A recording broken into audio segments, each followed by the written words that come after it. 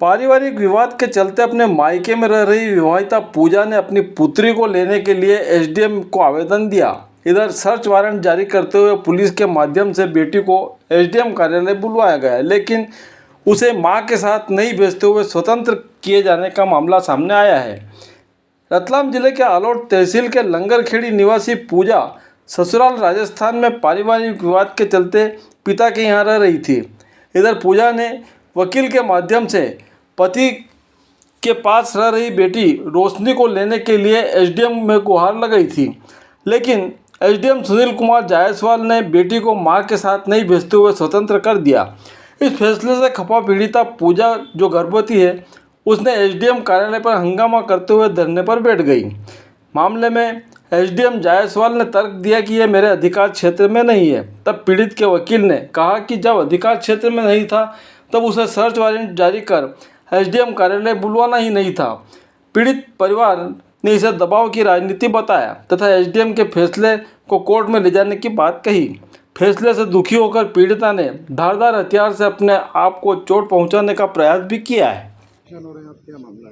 मेरा मामला ये है सर कि मेरे ससुराल वालों ने मुझे मार पिटाई करके, पूरे घर वालों ने जानवर की तरह पीट पीट के बेहोश करके मेरे घर लाके डाल गए।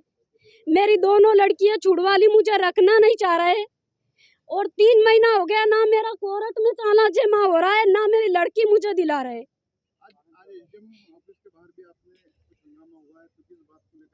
एसडीएम ऑफिस के सामने हुआ सर। मैंने कल 30-40 हज़ार रुपये लगा के वारंट कटवाया, उधार तो के लाके कि मेरी लड़की आ जाएगी वकील करके। तो वो वारंट वो एसडीएम साहब ने जाहिर किया कि लड़की आ जाएगी, लड़की का बयान नहीं होगा और लड़की तुम्हारे पास रहेगी माँ के सामने। सुबह पहले लड़की लेने गए, मेरे ससुर ने मुझे ऊपर पड़ के मारा जीभ में घुस के, और वो गवाह जीभ वाला डिलावर, उससे गवाही दिलाऊं मैं। और पुलिस देखती रही, दोनों पुलिस वाले कुछ भी नहीं बोले। मेरी मम्मी को और मुझे दोनों को ऊपर पड़ के मारा, मेरे बाल नोचे। मेरी सासू ने सुबह पहली जीभ में घोट घोट के मारा दोनों माँ बेटी को। कैसे भी करके ओला बेला फुसला के वो दोनों पुलिस उस लड़की को लेके आए सर। और उस लड़की को लाने के बाद में सुबह से मुझे लड़की नहीं दिलाई। मेरी सासू के पास में मैं बोली 10 मिनट तो मुझे दो, मैं माँ हूँ, नहीं दी। और सुबह से बिठा रखा सर, शाम को 4 पड़ गई, 4 बज गई। और पैसे लेके 1 लाख रुपए एसडीएम साहब ने और पाटन वाले कालू सिंह ने 1 लाख रुपए लेके उनको बालू बाल भेज दिया और मुझे बोला कि तू मां नहीं है, तेरा कोई हक नहीं है। एक असरा के पास कुंडाल गांव में हुआ था। इसकी एक बालिका, 3 वर्ष की बालिका को इसके पति ने और इसकी जो सास है उन्होंने वहां पे रख लिया था और वो जो है बालिका इसके साथ आना चाह रही थी, लेकिन उन्होंने उसको वहाँ पे बंद कर दिया था कमरे में। तो हमने जो है यहाँ पे एसडीएम साहब के यहाँ पे एक आवेदन पेश किया था धारा 98 दंड प्रक्रिया संहिता के तहत कि उस बालिका को सर्च वारंट के माध्यम से तलब किया जावे। और इस पर इस बालिका की माँ जो है इसकी तरफ से हमने आवेदन पेश किया था शपथ पत्र के साथ में। एसडीएम साहब ने सर्च वारंट जारी किया और सर्च वारंट जारी करने के पालन में पुलिस के द्वारा आज जो है एसडीएम साहब के समक्ष उस बालिका को प्रस्तुत किया गया था। और हमने ये निवेदन किया और उनको एसडीएम साहब को मैंने कानून बताया कि संरक्षक और प्रतिपाल्य अधिनियम के जो 1956 के अंतर्गत जो है प्रथम संरक्षक उसकी माँ है। 3 वर्ष की बालिका जो है उसकी संरक्षक, प्राकृतिक संरक्षक उसकी माँ है। आज कोर्ट में उसका पिता भी उपस्थित नहीं था और वो जो कह रही थी कि ये उसकी दादी है, वो महिला उसकी दादी भी नहीं थी।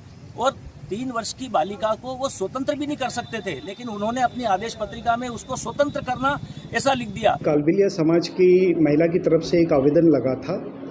पति पत्नी के झगड़े में वो महिला लगभग 2-3 महीने से पति द्वारा छोड़े जाने पर अपने मायके ही रहती थी और इसकी 2 बेटियां थी। एक बेटी तो इस महिला के साथ ही रहती थी और दूसरी बेटी उसके पति के साथ रहती थी, मतलब उसके पिता के साथ बच्ची रहती थी।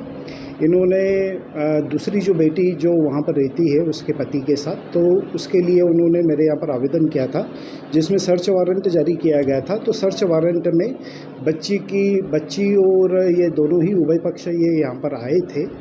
और चूँकि ये जो बालिका है 3 वर्ष की ही बालिका थी, चूँकि नाबालिग है, जो कि जिसके मतलब सामान्य तौर पर कथन नहीं लिए जा सकते हैं, तो ऐसी स्थिति में इस मैटर में चूँकि अब छोटी बच्ची है और वो पति पत्नी अलग हुए हैं वो भी वैधानिक रूप से इनका तलाक नहीं हुआ था, सिर्फ लड़ाई झगड़े के कारण ये दोनों ही अलग हुए थे। तो बच्ची माता के साथ रहेगी या पिता के साथ रहेगी, इस संबंध में सिविल कोर्ट को ही जुरिडिक्शन का अधिकार है और उसी संबंध में मेरा आदेश भी हुआ है कि आपने जो विवाद का जो भी आवेदन का जो किया है इसका निराकरण आप जुडिशरी कोर्ट से करवाना।